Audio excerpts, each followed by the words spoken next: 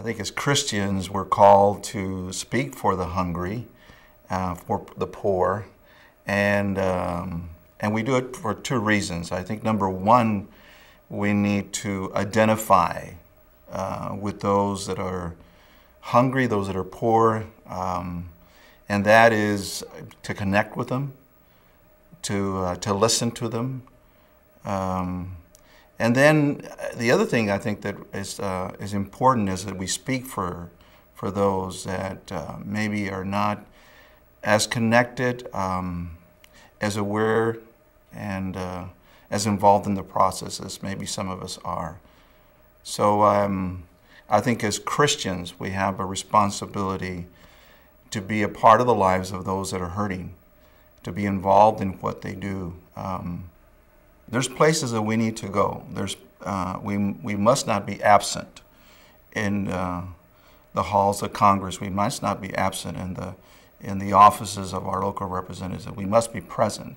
So it's bringing Christ to places where decisions are made, and speaking in behalf of those individuals that we're able to represent and speak for. The offering of letters, and I think writing letters to our representative is very, very important. First of all, it says that we care, that we want to be part of the process. There's a lot of people, professionals, if you will, that our representatives hear from on a regular basis. They hear from staff members, individuals that work and represent different organizations, and they do wonderful work.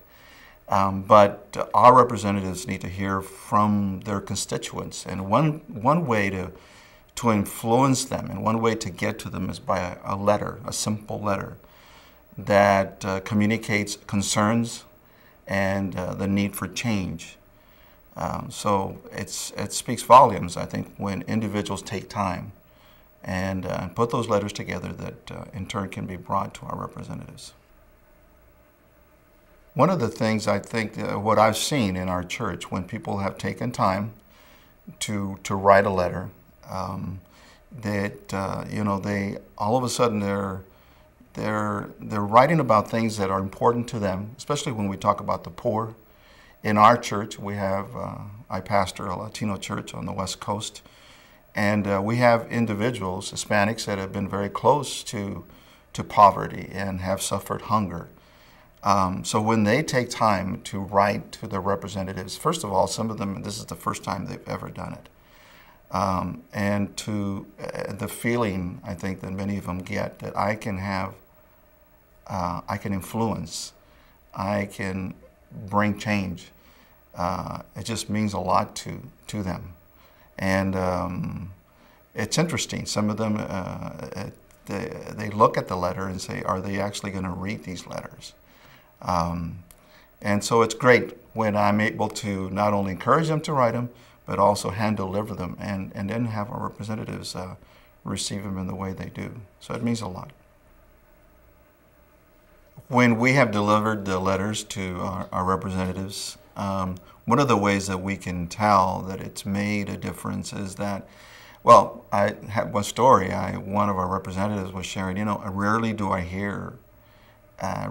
have my constituents, people in my district, come, first of all, in my office, secondly, write letters to me. I remember one visit where, we were supposed to be there 10 minutes or whatever, and it turned into an hour. She wanted to hear from all of us.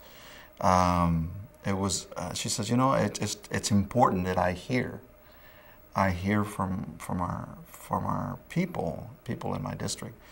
I hear from a lot of individuals. Daily I hear from a lot of individuals, but rarely do I hear from those that I represent.